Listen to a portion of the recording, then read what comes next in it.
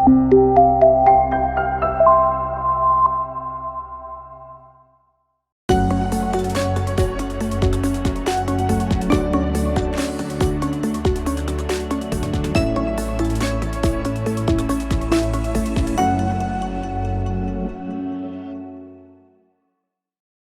welcome and thank you for joining us today for our panel, Transforming Industry Journey Towards the Digital Enterprise. My name is Eckard Eberle. I'm the CEO of Siemens Process Automation. So this contains everything from sensor to cloud, which is installed in process instrumentation, automation, and the like systems, and the communication equipment as well for industrial applications. I'm joined today by a distinguished panel of experts who are at the forefront of the region's embrace of technology in industry, and I'm excited to hear about the opportunities and challenges all of us face as we enter into this accelerated phase of digital transformation. So first, on our panelists, we have Abdallah Al-Obeikan, well known in the region, I think. He's the Group CEO of Al-Obeikan Investment Group. He's a leader in the manufacturing and education sectors with over 3,000 employees in 16 countries. Abdallah has been the CEO since 2000, and as we will hear today, he's been a champion of digital transformation across the company's operations. And we will have Günther Ottendorfer in our panel. He's the Chief Technology and Infrastructure Officer at Ooredoo, the Qatar-based communications company with over 120 million customers in the Middle East, North Africa, and Southeast Asia. So Günther is a veteran in the industry, working at T-Mobile, Telekom Austria, and Sprint, and even a brief stint with Siemens some decades ago. We had a discussion about this yesterday. So, journey towards the digital enterprise, what this is about. I think when we are looking back almost 10 years ago in 2012, 2013, we had the first discussions about the digitalization, introduction, what this means, cyber-physical systems. A lot of development has been done. And as of now, in the last 2 years, I would assume 2 to 3 years with this global pandemic, we even see that this digitalization and changing of the world has been going much faster than we ever could have imagined maybe before. Maybe we have less traffic on the streets at the moment, but we have more traffic on our communication networks. And we are depending on just-in-time supply chains. We are transforming our local supplies. So a lot of things are going on in these areas, including also the digital services alike. So the challenge is also that we rely on a very strong resilience and adaptability, and this is crucial for us to be successful also in the future steps into the business and into the industry. So really mastering complex and ever-changing tasks is something which we have to deal with, which is a part of that what we are trying to tackle with digitalization and automation. And if we are linking them intelligently, I think we will be really very strong in the future in doing our things even better. So this is what we are looking for. And the topic of digital enterprise is something which is going to be even more important in this discussion. And, there are a lot of different definitions of digital enterprise and how one would phrase it. But in general, I would phrase it as it's an intelligent combination and connection between the virtual and the real world. And this means to have a comprehensive digital twin, so a digital representation of physical goods, physical plants, physical equipment in our entities, and have also with this combined data flow over different areas, over the whole life cycle, from the idea of a product through the plant design, through the execution, the implementation, on the vertical approach from the sensor to the cloud, but as well also over the whole supply chain, is something where we are looking at this approach. We don't use all the same name, but it's about continuous data flow and making value out of this information, about the valuable information, and making value out of this data. So, and these technologies are used across all industries, and therefore I'm really looking forward for this discussion. Then the first topic about digital enterprise, and I would start with Abdallah. So Abdallah, the Al-Obeikan Group is one of Saudi Arabia's biggest private companies and has been a leader in adapting new technologies in production facilities. How does this digital transformation help a multi-vertical organization such as yours? First of all, thank you very much for inviting me to be part of this panel. I think our decision a couple of years ago to move in digital transformation was it's not really a luxury choice. It's a must to participate. The main driver for us, it's four drivers. One, productivity using the traditional way for tools we have been used last 20-30 years, we already consumed, and there is no room for maneuvering to increase the productivity. And if we don't bring new enablers, new tools, new ways, we will be left over in productivity game. Second, also the consumer experience. Today we are in a consumer experience economy. Not anymore. Customer like to have the journey, they like to enjoy the journey, they like to attach with the journey. And this is either B2C or B2B. Third, also the employees engagement, the new generation, they like to engage in different rules and names and to engage in their daily business. Because today, if they order a pizza, they can predict when the pizza will arrive. But today we are ordering a spare part, we don't know where is the spare part. And this is really, it's not acceptable. If you talk about B2C, now B2B, and also to use tools to fix your machine or to monitor your quality or watching your safety. This is not anymore the old-fashioned tools, because everybody have his own mobile in his pocket. He likes to look to it 100 times a day and watch it in either social media or on business. The last one, why we are moving in this direction, the involving of merging of a new business model. New business model, moving from CapEx to OpEx, moving from smart, dumb to smart, moving from centralized to decentralized, all this new contractual framework.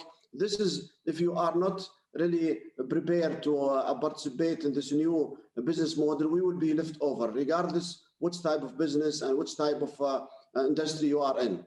And this is the real driver for us to be part of the digital age and digital economy. May you elaborate a little bit, because I think this was just on the speed, because we perceive this also very much in our entities and our company, that speed is of utmost importance in this regard. I think it's not as the cycles maybe in the past, right? Yes, also speed. Today, not anymore you talk about a cycle of 3 years or 2 years or 1 year of a project or a response to the market.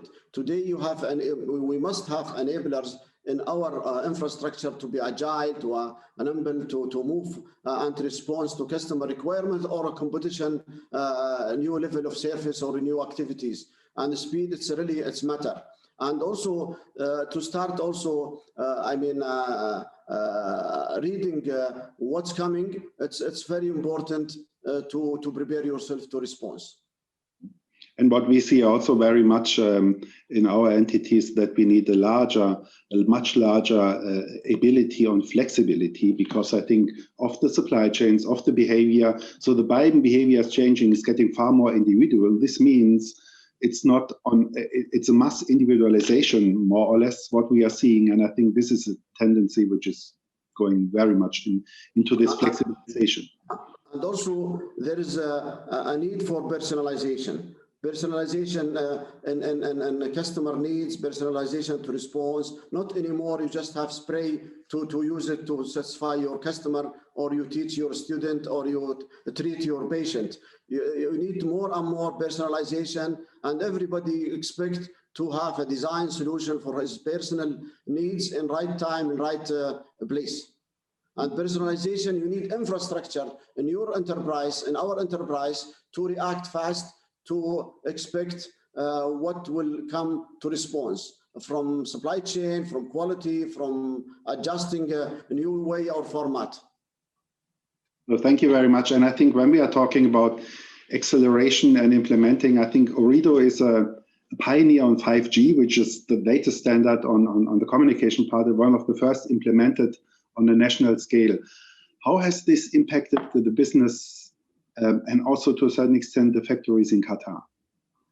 Günther. Thank you very much. Thank you for having me. Yes, Ooredoo Qatar has been a pioneer. We launched our 5G network in March 2018 and have since then been rolling out to now more than 90% of Qatar, the 5G coverage.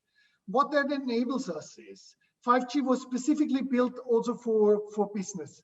In the standardization of 5G, and I've been a member of the gremia there, the three key things were 5G should enable very low latency, very high bandwidth, and millions of devices. And those things you need for many of the industrial and business applications. And here in Qatar, this is driven by the National Vision 2030, which wants a digital Qatar, and a project called TASMO here has 5 fields where we are participating to use 5G to get to those targets. One is smart environment. So very clearly, 5G can enable lots of sensors for very low running costs. And that will be a functionality that will really be a game changer when it comes to monitoring environment and then reacting smartly and timely to challenges there. One of the pilot cases that we have showcased is smart aquaponics with 5G, where you have an aquaponic flow with the pond with the fish and then with the plants. And everything is monitored by 5G because 5G can easily be deployed. You don't need to run fiber because many of these farms are quite remote and in the desert. And so we have shown that there is a real value there. Other fields are smart logistics. So we are equipping fleets, or also, I liked Abdallah, your example of with Uber, you can get your pizza and you know exactly where the pizza is coming, but you're not able to do that for a bus, or you're not able to do that, to know that when the garbage collection is coming. So we are now doing pilot projects, for example, with garbage trucks, so that people know when they are coming, where they are, that the management of them gets easier. Another field is smart health. And that is, of course, very important. Health in this corona crisis has become even more important. We have enabled several initiatives of telemedicine via our 5G network. We have learning initiatives that we enabled via 5G. And we have showcased a smart ambulance where the ambulance driver, the medic in the ambulance can use an ultrasound device, and the specialist in the hospital sees with super low latency exactly what is going on with the patient and can decide which kind of treatment is the right one. Is it a light injury? Is it a heavy injury that requires hospital? These are things that are possible now with 5G in real time. And I think coming to the industry side of it, one of the targets of 5G is to enable the tactile internet. Tactile internet means that you have immediate reaction. In audio, we are more tolerant. Delays up to like 20, 30 seconds are not a problem. But with our vision, we can detect everything that is higher latency than 10 milliseconds.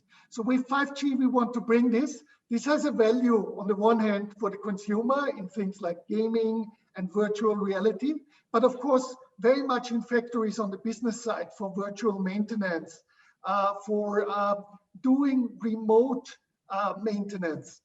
So there's a lot of things that we are looking into because 5G is now opening this world of possibilities for us. And then the last field is smart sports. Of course, we are preparing for a big event in 2022 with the FIFA Club World Cup coming there. And we are preparing the stadiums with 5G. And we have seen how important that is in the world athletics. And probably later I can give you a few examples if you're interested about that. Thank you very much. So this is really exciting. Also, as Siemens in my organization, we are driving very much forward on the 5G We are preparing on a special equipment from a core over the network components, the radio units, even to end devices, because we see with this standard on being a very low latency of 10 milliseconds with a high reliability is the first time that we are able to bring this into industrial manufacturing. Reliable manufacturing, very stable, but very flexible. We have already our first use cases. We will equip also, as you do this with the FIFA, we do this with the Hannover Fair very early now, because we see that this is application. And this brings me to the next topic. Probably, Eckard, to add one point, it's very fitting to talk in our region about this, because the Middle East is actually a leader in 5G. Saudi Arabia, UAE, Qatar are countries that when there is this famous UCLA global mobile speed test, we are all in the top 10. So we have excellent infrastructure and can be also pioneers in the application on this excellent infrastructure. And that's what I'm really looking forward in the next years, that we get this really, the ball rolling from our region. Thank you very much. And I think this brings me even digging a little bit deeper, 5G as for the communication, the digital twins, artificial intelligence. So all this digital transformation of industry, more and more data are being generated and going, really making a great deal and potential. So to deploy this industrial grade artificial intelligence applications are necessary. Trustworthy and value-adding way is very important, because I think data need to be stable, and they must interact seamlessly with software and automation, as well as corresponding IT, as we discussed with the 5G part. So the industrial communication connects all these objects and systems and applications, and this is how a plant becomes intelligent, and this is how also the industrial internet will find its way into the reality also in the industry. So looking on these industries and how excited that is, and also how we can contribute with AI, 5G, also on the IoT, this would bring me also to the more view on the use cases. And Abdallah, if you could then elaborate and expand a little bit on the use cases you are doing in your company for digital transformation in the sectors you operate in. I think this would be very nice. I think what we did the last 5 years, we start to listing our pain. What's our pain in our industry? After that, we start to have, priority for this pain, because you cannot boil the ocean. You need to go step by step, and you need to we start small, we scale fast, or we fail fast. We need to adapt and learn from the Silicon Valley culture and also the innovation. People have been done this since long time.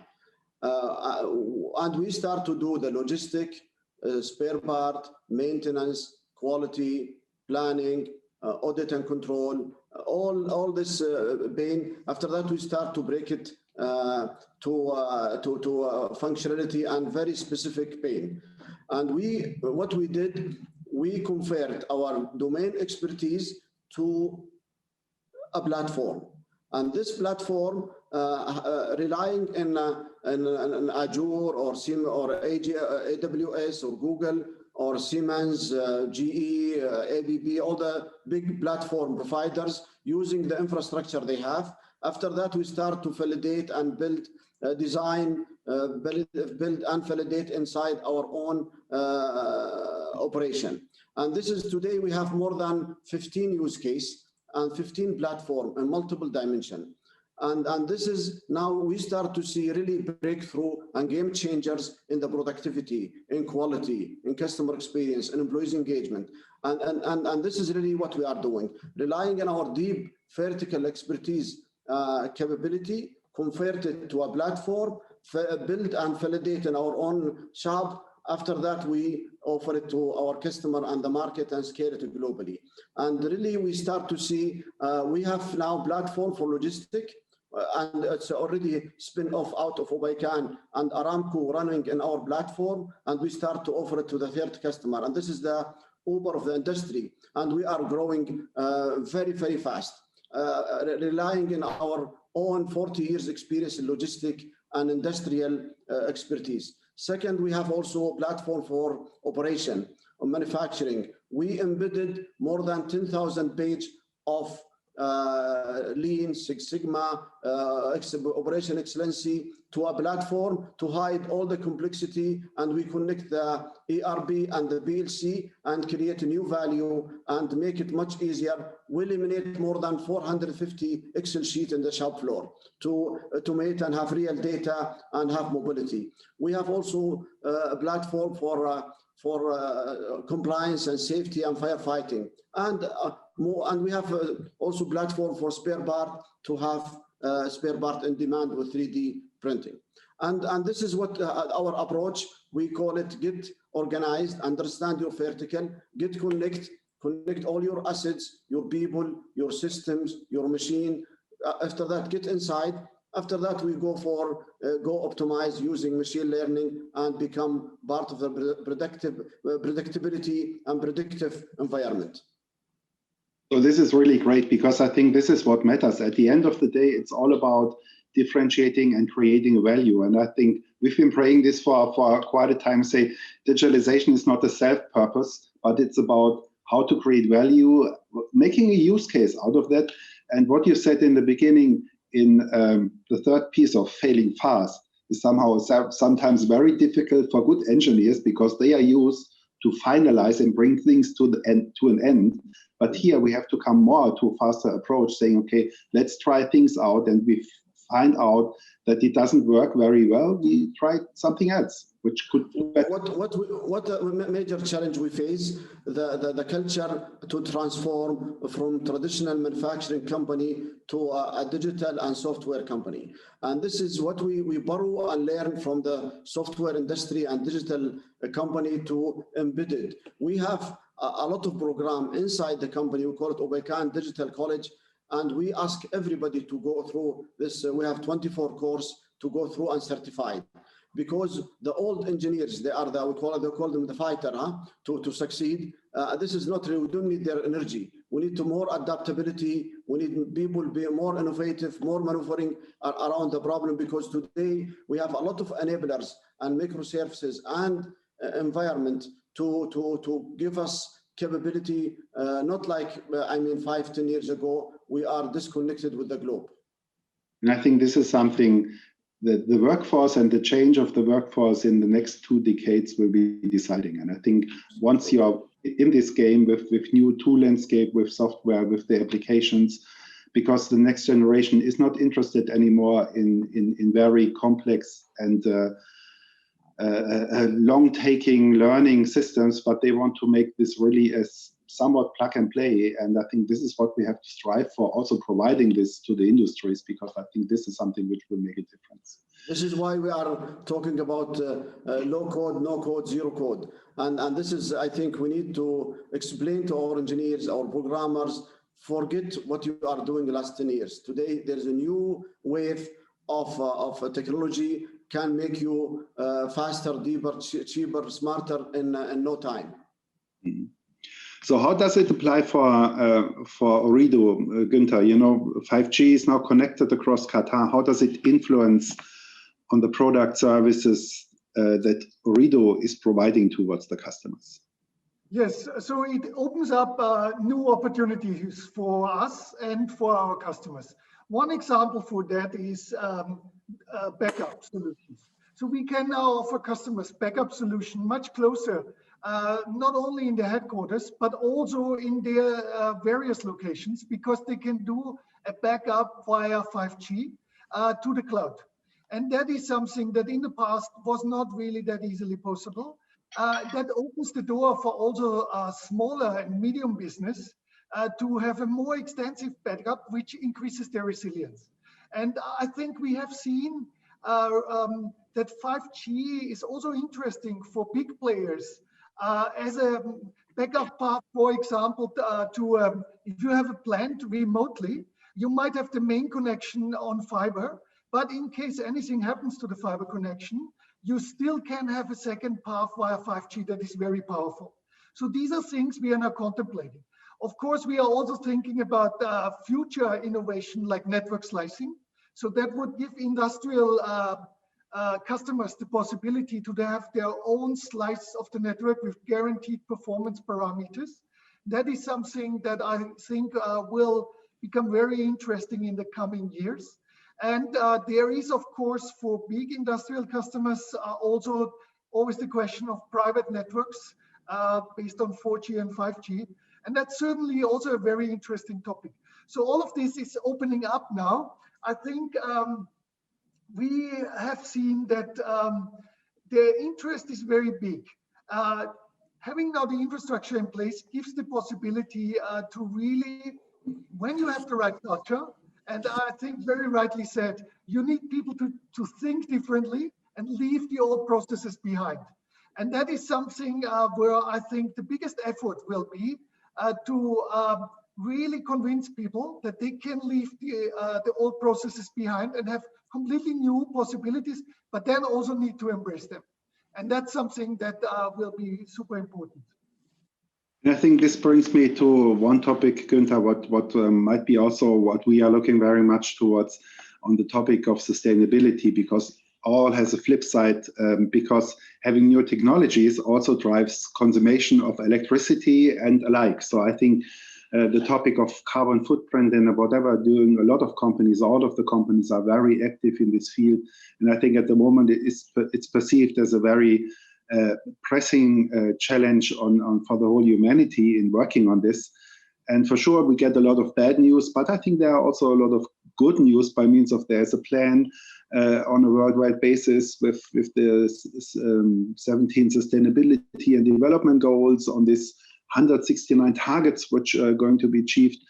And I think the companies all which are represented try to contribute on this and make sure that we are working with this, because at the end of the day, we have limited resources and we have to live and work with them at best in order to make sure that we make this really happen. And a lot of the applications we just were discussing about improving efficiency, reducing energy consumption is something what we are looking at. And I think this is something we have to look in. And I think also, Günther, you have a good example on that for your cloud storage, what we are doing together with our company, right? Yes, absolutely. The way to tackle the sustainability and environmental, and by using cloud storage, connecting it via, we have a very extensive fiber network, but then also in addition 5G, enables a lot less transport. People don't need, there's still a lot of people transporting tapes around, all these kind of things. That is no longer necessary. And I think there's a huge contribution that we can make via less transport, less maintenance. Things like trainings can be easier done. So that is all a big help. But another example there is, we talked about the digital twin before. In the oil industry, it can become super important. If we are capable of transferring data that before was just not be able to be processed in the headquarters, it led many times to production interruptions. Now there can be much more analytics run. There can be artificial intelligence deployed on a lot of more sensor data in real time. And that's where I think these real-time analytics and real-time data processing allowed by an end-to-end network from the place where the action is happening, then either to a central facility in smaller countries like Qatar, easily imaginable. In a big country like Saudi Arabia, the operators can push a lot of computing capacity to the edge. And this edge strategy will help, especially industrial customers, that they have suddenly short transport, but then also short wave to distributed storage and distributed compute. And I think that will be, for many applications, a game changer in regards to efficiency, but also in regards to sustainability and avoiding waste. And that's something that we are really looking for to enable that. And to enable that, all of this needs the digital storage. And that's where these things really work together, because when you have all this data, you want to be able to really then look back, play scenarios on them, not only in real time, but also for deeper analytics afterwards. And this would mean also that this in itself is going to be a topic, right? Because consummation of data center itself is something which is essential, and where we've been collaborating, I think, Siemens and Ooredoo, to work on efficient ways in holding the data center also in a very efficient way, because I think this in the meantime is a significant part of energy consumption in the world, right? Absolutely, and with the growing popularity of, on the one hand, the streaming applications for business, but also for consumer users, that is a major driver of power consumption. The good news is also technology helps there. There's spot cooling nowadays. There have been different ways to decrease that power consumption.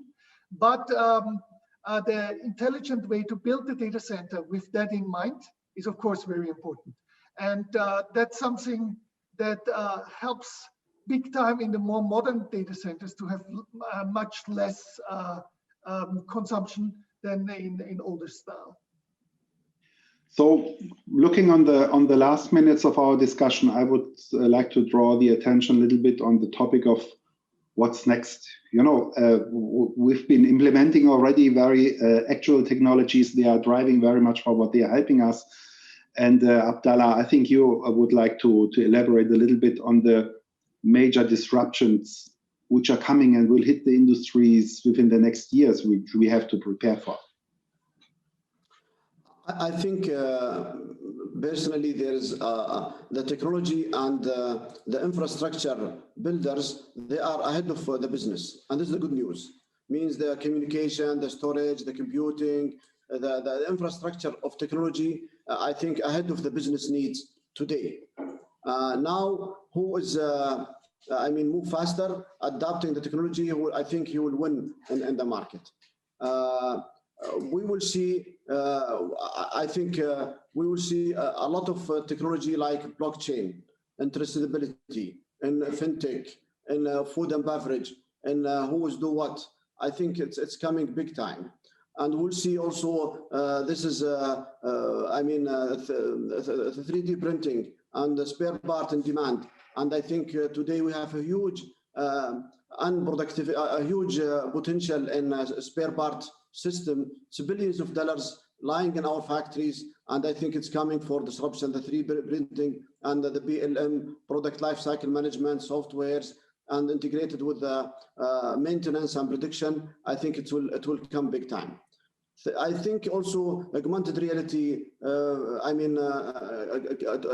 virtual reality, it will come to have different application and different, for sure, digital twin, to create digital twin and everything we do, either assets or process, and coming big time, we start to see digital twin or the digital become smarter than the physical, and this is also moving to prediction in unplanned maintenance and reading the market, moving faster and more effective.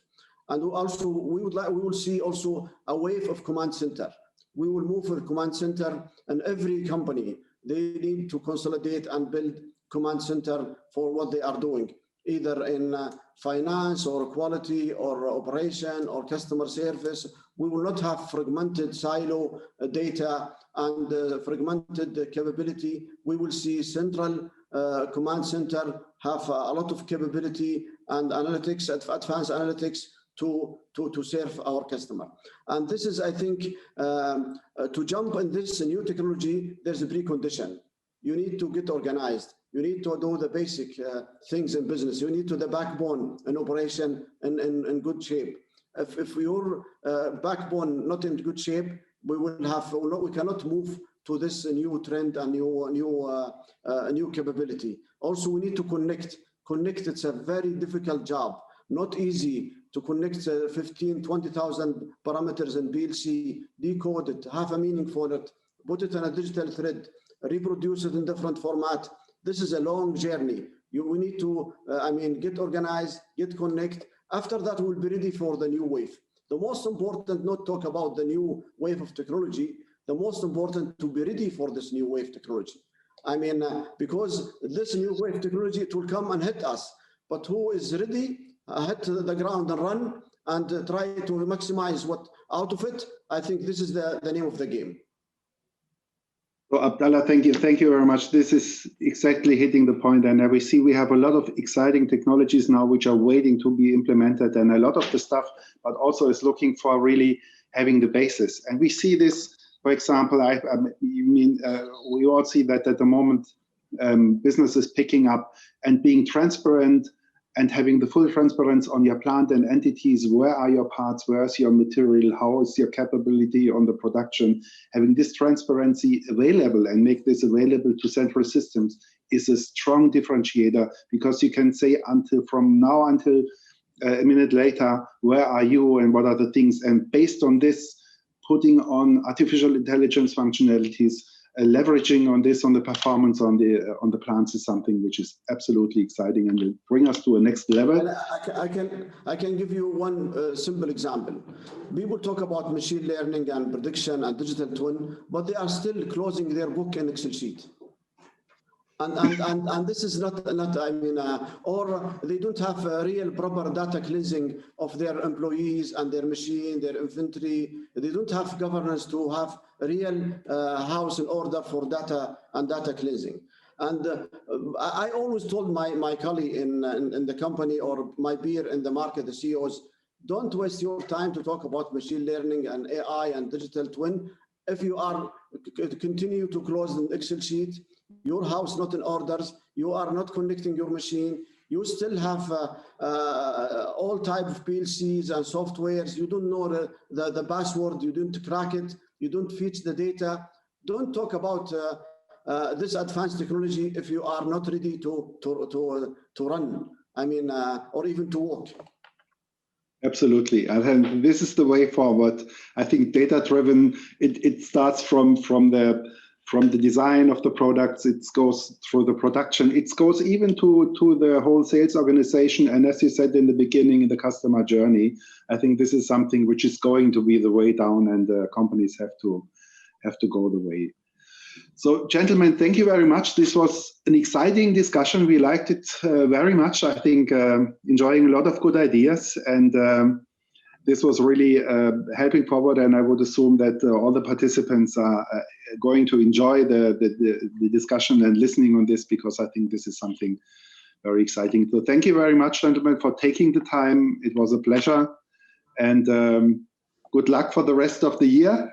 And hope we overcome the pandemic. Stay healthy. Thank you very much. Thank you. Thank you. Thanks a lot. Have a great day. Bye-bye. See you. Bye.